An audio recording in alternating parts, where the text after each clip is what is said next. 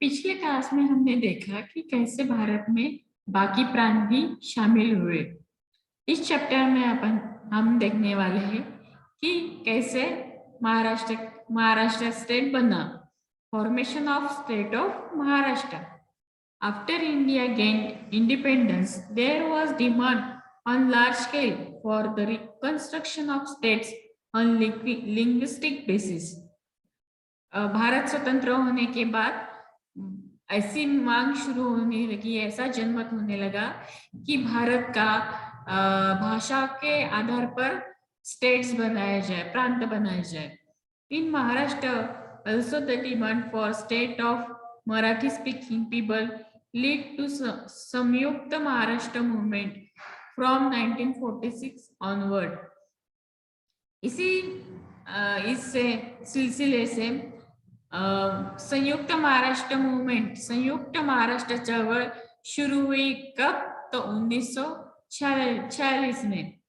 Through various changing circumstances, the movement progressed and finally on 1st May 1960 the state of Maharashtra came to be formed. और through various और अनेक परिस्थितियां ऐसी बदलती रही और महाराष्ट्र की निर्मित हुई। बैकग्राउंड, इसका बैकग्राउंड क्या है वो देखते हैं। From the beginning of 20th century, many scholars had begun to express the thought of unification of Marathi speaking people.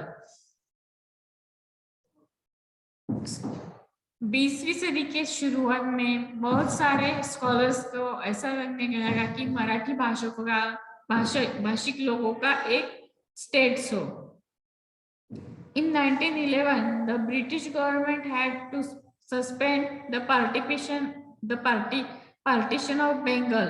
On this background, N.C. Kekar wrote that the entire Marathi-speaking population should be under one dominion. In 1915, Lokmanya Tilak had demanded the reconstruction of a state based on language. But during that period, the issue of independence of India was more important. Hence, this issue remained aside.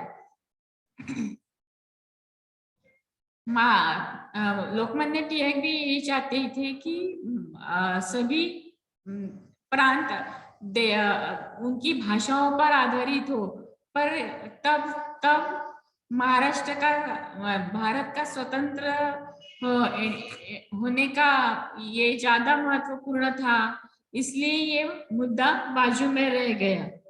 On 12th May 1946, in the Sahitya Sammelan at Belgaum, an important resolution regarding Sanyukta Maharashtra was passed. Sanyukta Maharashtra Parishad. On 28th July, Maharashtra Ekikaran Parishad was called at Mumbai. Shankar Rao Dev was its president. It passed a resolution that all Marathi-speaking regions should be included in the one state. This should also include Marathi-speaking regions of Mumbai, Central Provinces, as well as Marathwada and Gomantak. Dar Commission.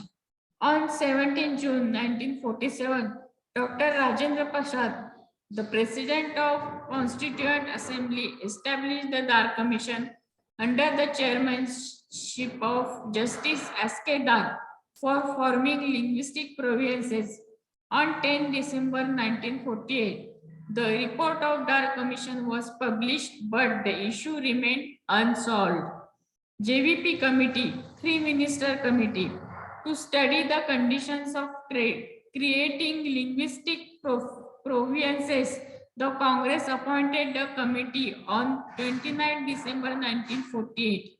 It included Jawaharlal Nehru, Vallabhbhai Patel, and Pattabhi Sitaramaiah. It is known by the initials of this member as JVP Committee.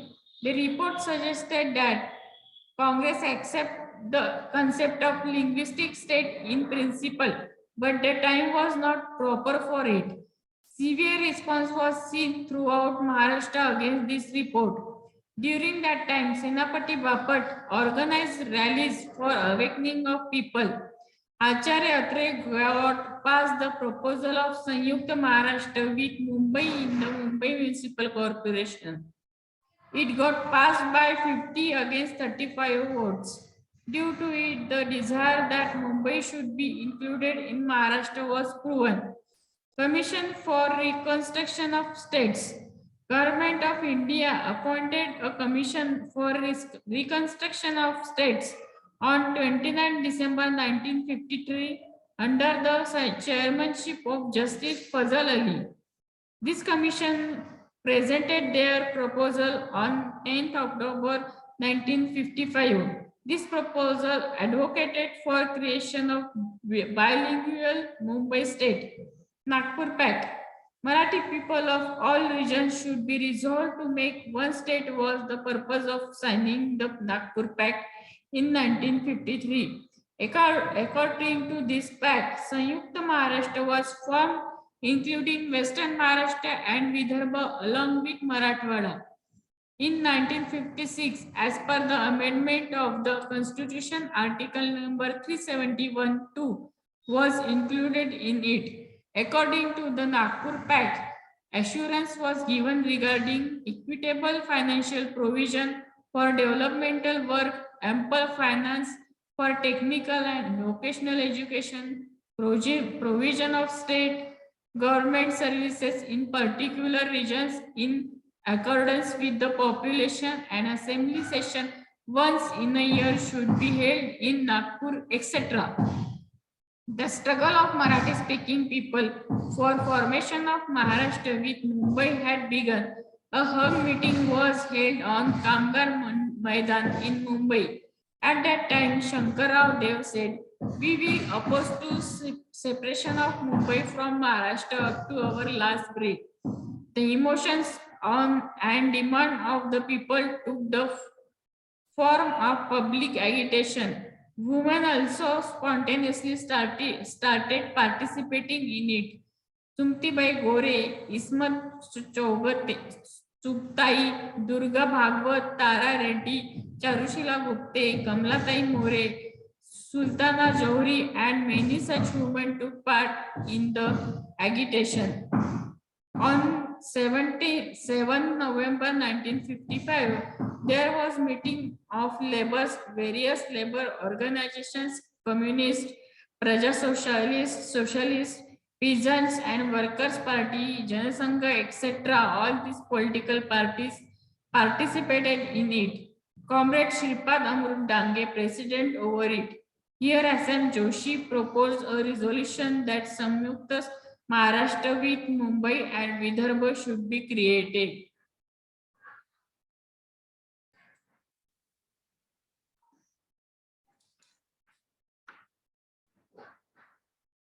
हमने अब तक देखा कि कैसे मराठा सरदारों ने north में अपना मराठाओं का वर्चस्व बनाए रखा पानीपत के युद्ध के बाद भी.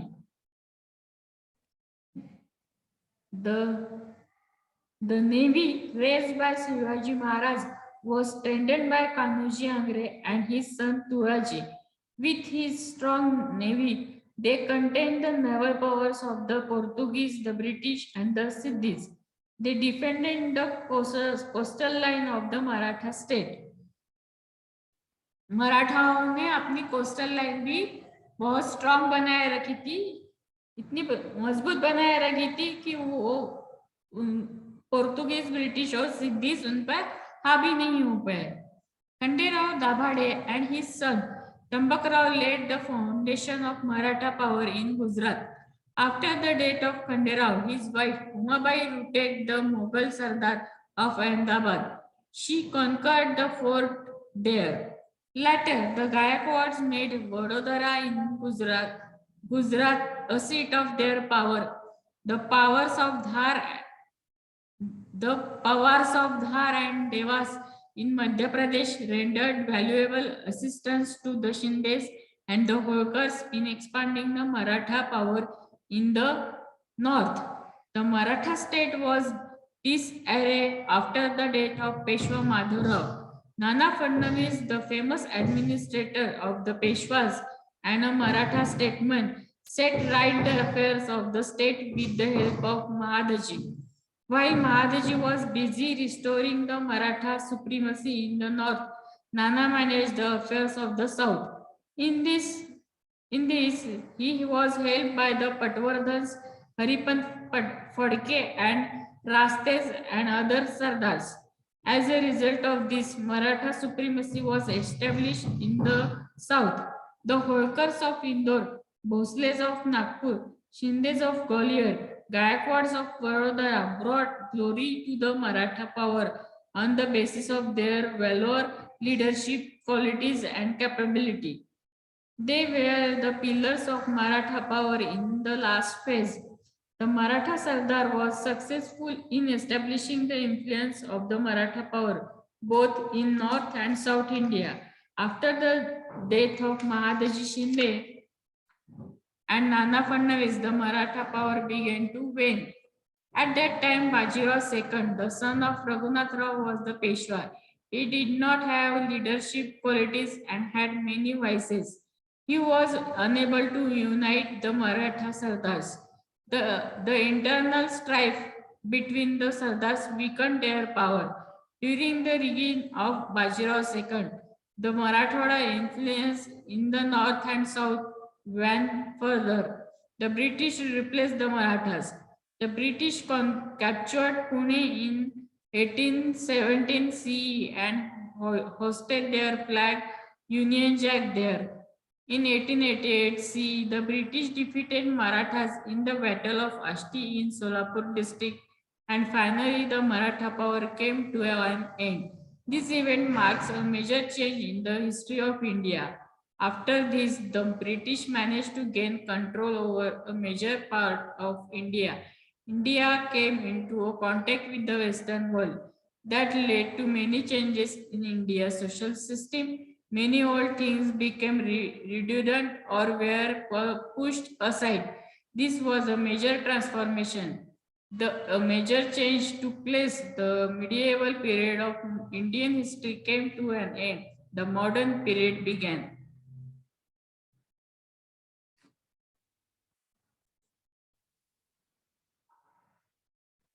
आज हम ancient India and their culture देखने वाले हैं.